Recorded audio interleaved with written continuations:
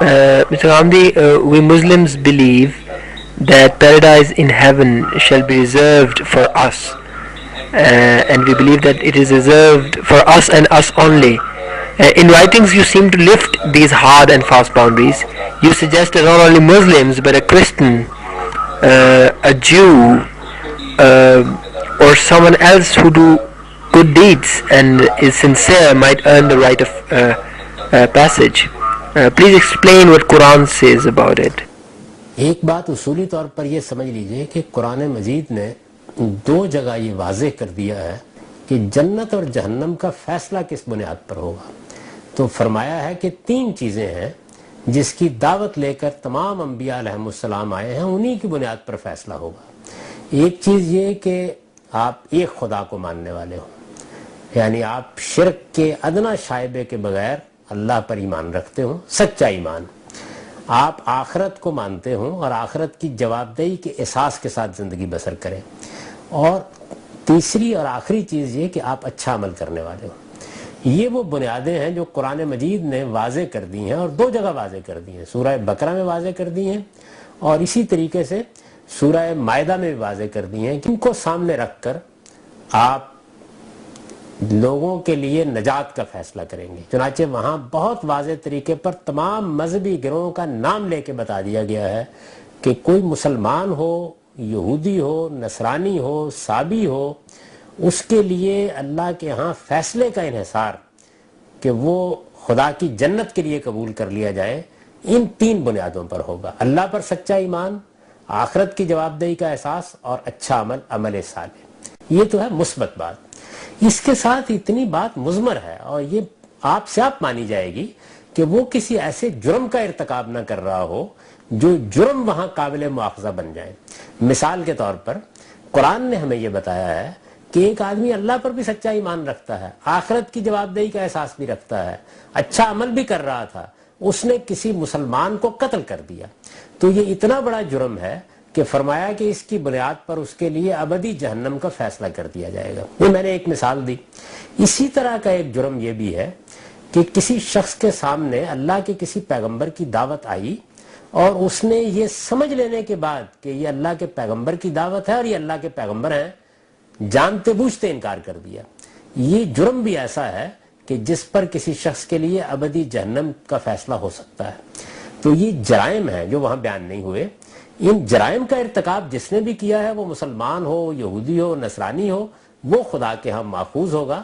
لیکن مثبت طور پر اللہ تعالیٰ کے ہاں وہی تین چیزیں دیکھی جائے گی. اب اگر کسی شخص تک دعوت نہیں پہنچی, اس پر یہ حق واضح ہی نہیں ہوا کسی پیغمبر کے بارے میں, تو وہ انہی تین چیزوں کی بنیاد پہ ماخوذ ہوگا. یہ قرآن مجید کا نہایت منصفانہ قاعدہ ہے, کیونکہ وہ تین چیزیں ایسی ہیں کہ جو تمام انبیاء علیہ السلام کی تعلیم میں ہمیشہ رہی ہیں, جن کا فطرت تقاضا کرتی ہے, جن کے لیے عقل بھی اپنے استدلال رکھتی ہے. تو ان کی بنیاد کے اوپر تو اللہ تعالیٰ نے ایک عمومی مواخذے کا قانون بنا دیا. لیکن کسی خاص پیغمبر کے ماننے نہ ماننے کا انحصار, کیونکہ پیغمبر کے تعارف, اس کی دعوت کے پہنچنے اور پھر اتمام حجت کے درجے میں یہ واضح ہو جانے پر ہوتا ہے کہ یہ خدا کے سچے پیغمبر ہیں. اس لیے اس معاملے کو جرائم کی فہرست میں رکھنا چاہیے. یعنی اگر فی الواقع ایسا ہو گیا ہے اور انکار کر دیا گیا ہے, تو پھر اسی طرح آدمی ماخوذ ہوگا جس طرح کہ ایک مسلمان قتل کر دینے کے نتیجے میں ماخوذ ہوگا. This is a question about shirk, polytheism. Those who have not found out about Islam and die unknowingly, will their shirk be punished in this world or the next?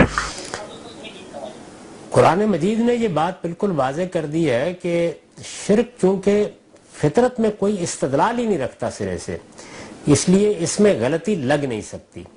آدمی کے سامنے لازماً توحید آتی ہے اور شرک کی غلطی بھی لازماً اس پر واضح ہو جاتی ہے. لوگ اصل میں اپنے معاشرتی پس منظر کے لحاظ سے اس پر توجہ نہیں کرتے یا متنبہ نہیں ہوتے. تو اس وجہ سے شرک ایک ایسی چیز ہے کہ جس سے متعلق آدمی کوئی عذر نہیں پیش کر سکتا. تاہم تھوڑی دیر کے لیے مان لیجئے کہ کوئی آدمی اتنا مغفل رہا یا ایسے حالات اس کو پیش آئے کہ اس کو نہیں تنبہ ہوا, تو وہ علام الغیوب جو دلوں کے حال جانتا ہے, اس نے ایک اصولی بات کر دی ہے کہ ان اللہ لیس بظلام للعبید, اللہ اپنے بندوں کے لیے ذرا بھی ظالم نہیں ہے. لہٰذا اگر کسی پر فی الواقع کوئی چیز واضح نہیں ہوئی تو امید ہے کہ اللہ تعالیٰ آپ کو درگزر فرمائیں گے، کیونکہ ان کا قاعدہ یہی ہے کہ وہ کامل انصاف کے ساتھ معاملہ کریں گے، اور انہوں نے یہ اصول بیان کر دیا ہے کہ جب تک حق کا وضو نہ ہو جائے اس وقت تک میں سزا نہیں دیتا۔ دنیا کے بارے میں یہ بیان کیا ہے کہ ما کننا معذبین حتی نبعث رسولا، جب تک ہم کسی رسول کو مبعوث کر کے لوگوں پر حق واضح نہ کر دیں اس وقت تک ہم کسی کو عذاب نہیں دیا کرتے۔ تو یہی طریقہ ظاہر ہے کہ آخرت میں ہوگا۔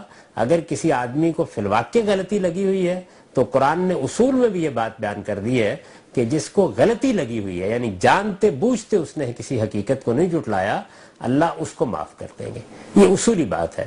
تاہم شرک کے بارے میں متنبہ رہنا چاہیے کہ قرآن سے یہی معلوم ہوتا ہے کہ اس کے بارے میں انسان کے پاس چونکہ کوئی سرے سے استدلال ہی نہیں ہے، اس وجہ سے اس میں عذر آسانی سے پیش نہیں کیا جا سکتا۔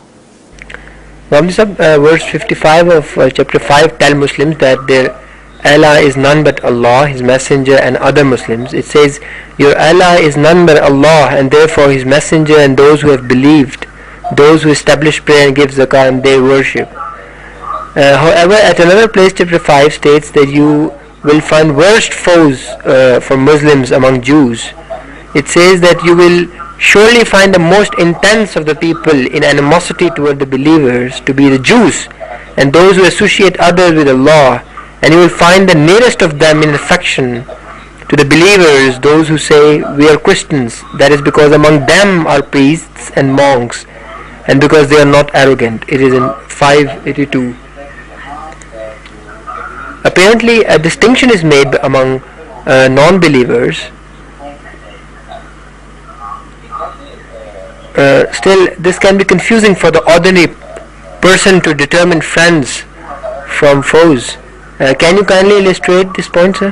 نہیں، دیکھیے جو سورہ مائدہ ہے یہ اہل کتاب پر اتمام حجت کے آخری مرحلے کی سورہ ہے، تو اس میں سب سے پہلے تو ترجمے ہی میں یہ بات سمجھ لینی چاہیے کہ ان یہود و نصارہ یعنی رسول اللہ کے مخاطبین کے اب مختلف گروہ بن گئے ہیں۔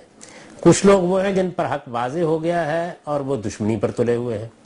ان میں سے جہاں تک یہود کا تعلق ہے، تاریخ بھی بتاتی ہے اور قرآن سے بھی معلوم ہوتا ہے کہ ان کا تو کوئی گروہ بھی صحیح بات سمجھنے کے لیے تیار نہیں ہوا۔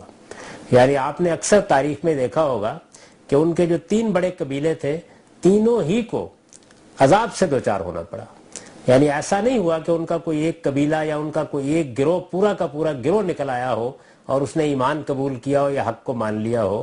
وہ خیبر میں بھی گئے تو وہاں بھی دشمنی پر تلے ہوئے تھے، وہ مدینے میں تو وہاں بھی دشمنی پر تلے ہوئے تھے۔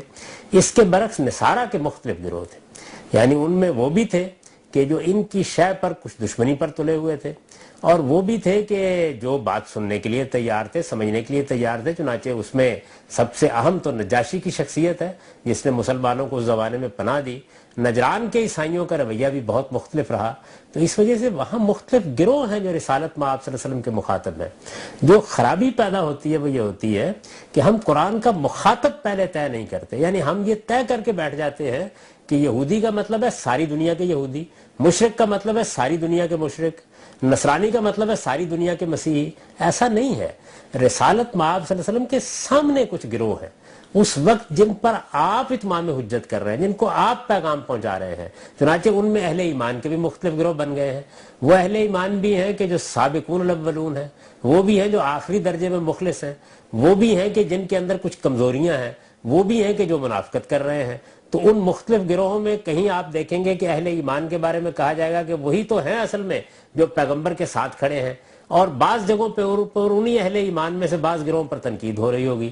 تو قرآن مجید وہاں رسول اللہ کے مخاطبین کے ساتھ بات کر رہا ہے۔ ان کو پہلے قرآن کے سیاق و سباق میں سمجھنا چاہیے کہ یہ کون لوگ ہیں، کن سے بات ہو رہی ہے۔ قرآن مجید کا جب تک آپ مخاطب نہیں طے کر لیتے اس وقت تک آپ اس کا مدعا نہیں متعین کر سکتے۔ وہ مخاطب طے کرنا ضروری ہے، وہ ہر سورہ میں طے کرنا چاہیے، ہر موقع پر طے کرنا چاہیے۔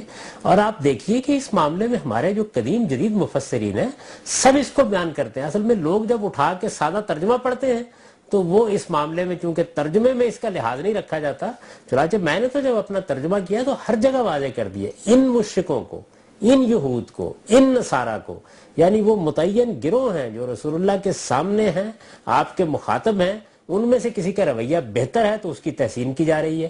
یہود کے بھی بعض لوگوں کی تحسین کی ہے قرآن مجید نے. یہ کہا ہے کہ ان میں سے کچھ ایسے لوگ بھی ہیں، اگرچہ وہ بہت اقل قلیل گروہ ہے، جو راتوں کو آیات الہی کی تلاوت کرتے ہیں اور صحیح بات سننے کے بعد ان کی آنکھوں سے آنسو بہہ نکلتے ہیں. تو اس طرح کے تمام گروہ موجود ہیں، ان میں سے گروہ کے لحاظ سے بات ہو رہی ہے.